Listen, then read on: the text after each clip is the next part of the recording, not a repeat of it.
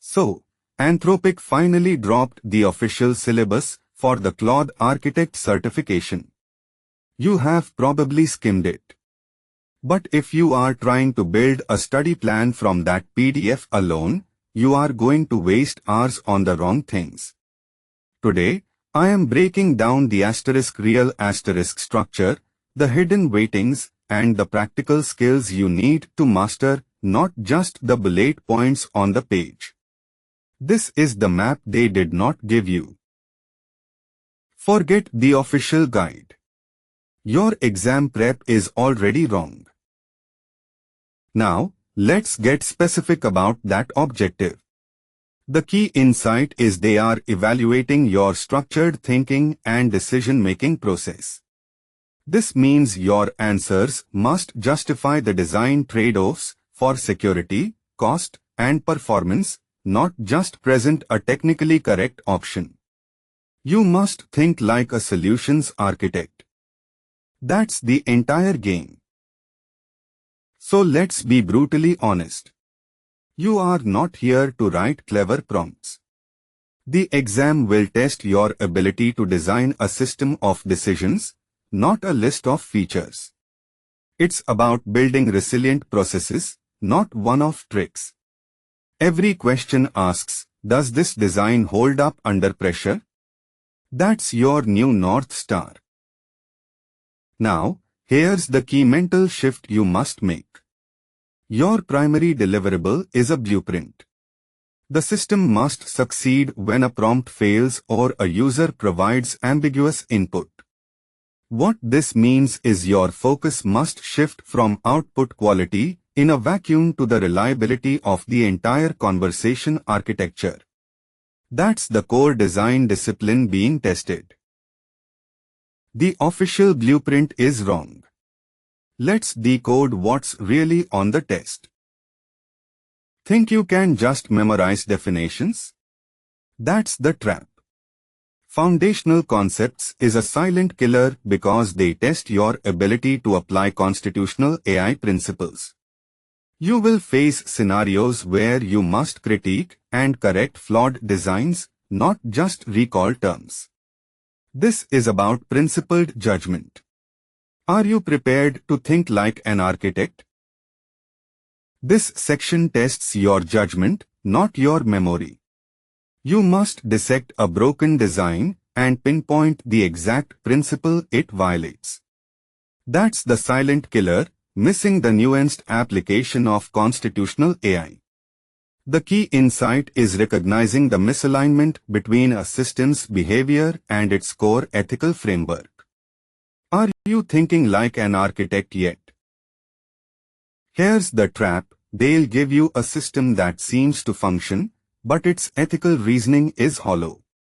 The failure isn't a crash, it's a quiet drift into harmful output because oversight was an afterthought. You must identify that missing layer.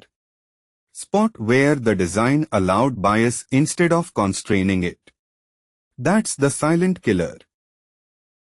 Anthropic's exam blueprint hides the real test. Let's decode it. Focus. System architecture is the core of this exam. The key insight is understanding when to apply each pattern: router for directing requests, orchestrator for managing complex workflows, and sequential chain for linear, dependent tasks. What this means is your success hinges on identifying the exact scenario where one pattern is superior to the others for scalability and maintainability. So, you have identified a problem that needs solving. But do you really build a full rack pipeline? The pattern clearly indicates the answer depends on the complexity of your reasoning. For broad, generative tasks requiring deep logic and no factual recall, a single, well-crafted metaprompt often provides a more direct and efficient solution. However, if you do need that factual recall, the architectural decision gets intense. The key insight is that every choice you make in chunking strategy, retrieval method, or re-ranking isn't just about accuracy. It's a direct, non-negotiable trade-off. You will be constantly forced to balance the speed of your system against its operational cost and ultimate reliability. Ignore their official guide, it is misleading. Here's the real test blueprint. Now, the exam tests your ability to think like the model itself. The key insight is that successful tool use isn't just about execution, it is about the strategic reasoning behind choosing the right tool, with the right data, at the right moment to solve a complex problem. This design-level thinking is what separates a passing score from a failure. But here's where many candidates stumble. The pattern clearly indicates that failing to validate a tool's response isn't a minor bug, it is a critical architectural flaw. The API will give you an answer, but a single piece of unverified data can derail your entire workflow and produce a cascade of costly errors. This is a non-negotiable design checkpoint.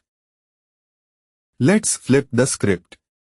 The exam isn't just asking you to prevent mistakes, it is revealing a deeper principle. The true failure isn't a hallucinated tool call, but architecting a system that implicitly trusts any output. You must build with the assumption that every response contains an error until your code proves otherwise. This is the core defensive mindset. The blueprint is a trap.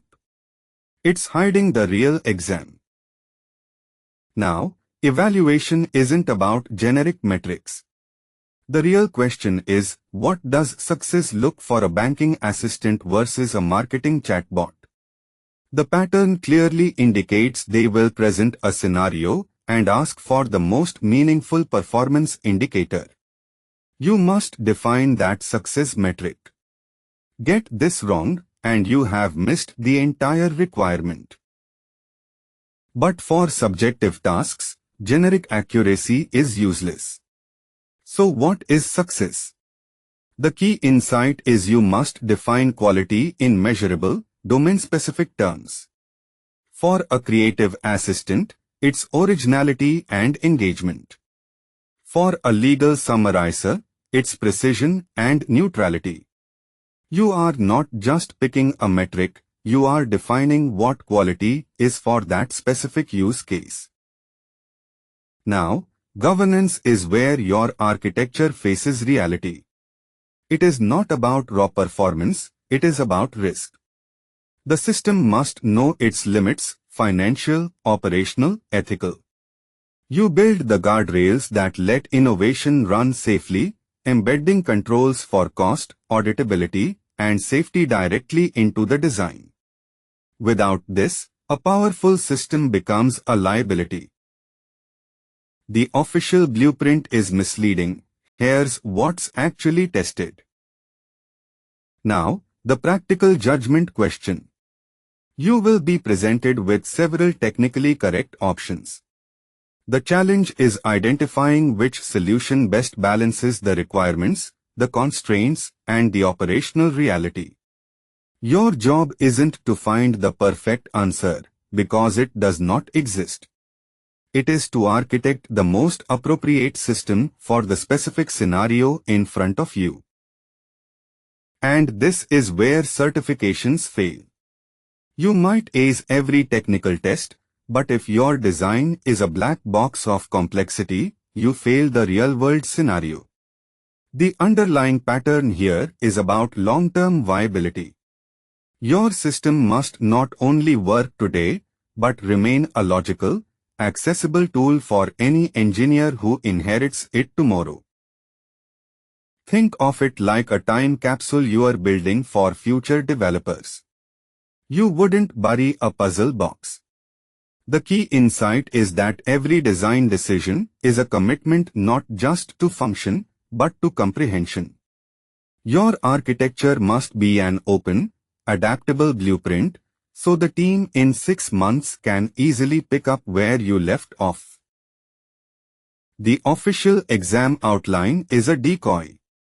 Ignore the obvious. Phase 1 is where you transform abstract concepts into muscle memory.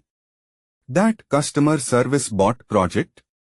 It is not just an example. It is the engine. You will pressure test every architectural principle we discussed, embedding the theory through deliberate practice. This builds the instinctual framework you'll need when the clock is ticking on the exam. Phase 2 is critical. You must stress the framework until you understand its failure points. Introduce incomplete user prompts. Push against the token ceiling. Force the system to handle what's unsaid and prioritize under constraints. You are not validating a correct answer. You are proving the architecture's resilience when the expected path breaks. This reveals the true quality of your design. Do not just understand it. Defend it. Pressure test your own reasoning. If you cannot verbally dismantle every possible counter-argument, every "why not this other way?" you are not ready.